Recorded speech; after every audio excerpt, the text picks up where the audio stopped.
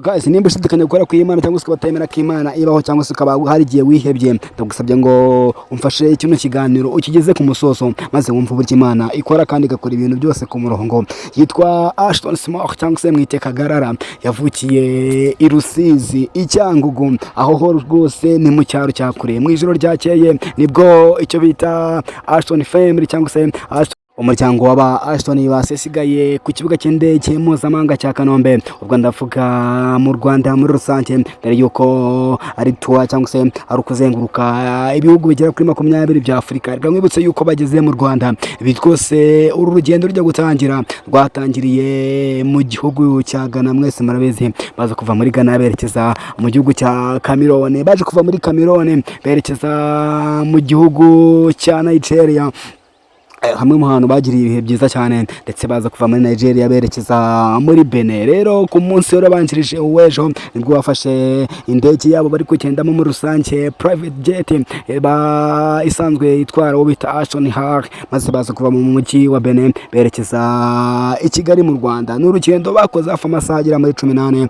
dore yuko babanje guhagarara ku kibuga mpuzamahanga cya Ethiopia, maze baza kuva muri Ethiopia bahita berekeza ku kibuga cy'u Rwanda muri rusange.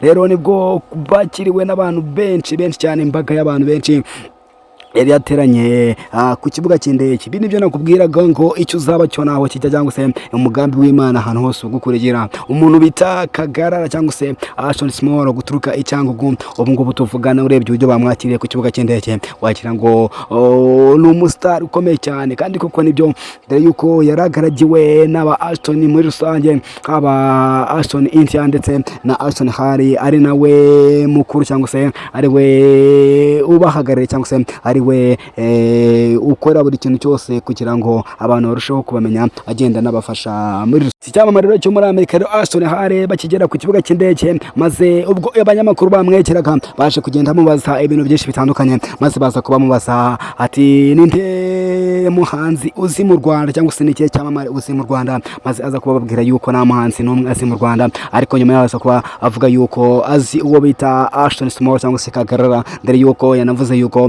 ngo yamenye u Rwanda ari uko atangiye kubona video za Kagarara. Kagarara rero yakoze ibintu bikomeye cyane kugira ngo u Rwanda rubashe kumenyekana, ndetse u Rwanda rubashe no kuba rwaza mu bihugu uwo bita Ashton Hari ari buze kuba agenda ageramo muri Afurika muri rusange. Kamwibutse yuko kandi nyuma yo kuva mu Rwanda biteganyijwe yuko ari buze kugenda asura ibindi bihugu, ariko mbere gato mbere yuko aza kuva mu Rwanda biteganyijwe ko agenda asura ahantu hatandukanye. Tumwibutse yuko bakiri muri Ghana uwo bita Ashton Hari yaje kubaza uwo bita Kagarara, aza kumubwira ati mbwira ahantu hambere nazasura mu Rwanda, maze uwo bita Kagarara aza kuba mushishikariza ko bazajya gusura ingagi mu birunga. Reka duteganya yuko cyangwa se twitega yuko mu masaha ari imbere make cyane tuza gutangira kubona uwo bita Ashton Hari, Indian Ashton ndetse na Ashton cyangwa se Kagarara muri rusange bari kuvuza kwaberekeje hariya mu birunga bagiye kuba basura ingagi, kandi biteganyijwe yuko bita Ashton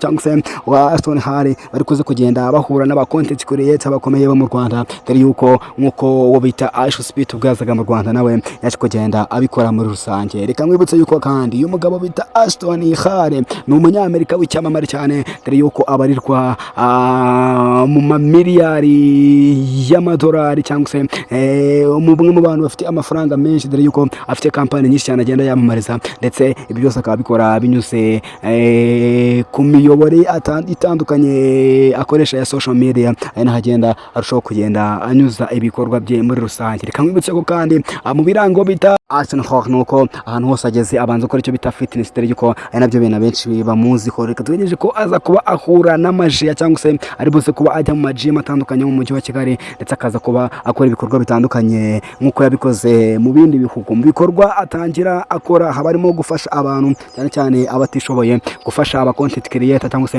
kuba yabafasha akabasangiza ku bumenyi, guhiganwa nawe haba mu kwiruka, mu guterura ibintu biremereye cyane, ndetse no guca ahantu ahagoranye cyangwa se izo bita inzitizi muri rusange akagenda azinyuramo, ari nako yereka abantu ibyo ashoboye gukora. Reka mwibutse ko ibindi bintu utaruzi kuri uru rugendo rwabo nuko mu bihugu bateganya gusura nuko hari n'ibindi bihugu agiye kuzahita ajyamo, cyane cyane ibihugu by'Abarabu biteganyijwe yuko nabyo ari buze kugenda abigeramo. Reka mwibutse ko aho hose kandi ubwo azaba agenda aho bita Ashton Hall, ntabwo azaba ari wenyine, kuko azaba ari kumwe n'uwo bita Ashton we Kagarara, ndetse ari kumwe na Indian Ashton Hall. Aba bose bakaba bahuriye mu muryango bita Ashton family, nkuko ari we wanabikoze akagenda abahuza muri rusange. Ndetse ko uyu nguyu bita Indian Ashton Hall, reka mwibutse ko ubwo bahuraga cyangwa se bwa mbere bahuriye mu gihugu cyabo cya India cyangwa se mu Buhinde muri rusange, maze kuza kuba amuha impano y'imodoka, imwe mu modoka zigezweho cyane. Ese Kagarara wo mu Rwanda we mwibutse ko bari mu gihugu cya Ghana,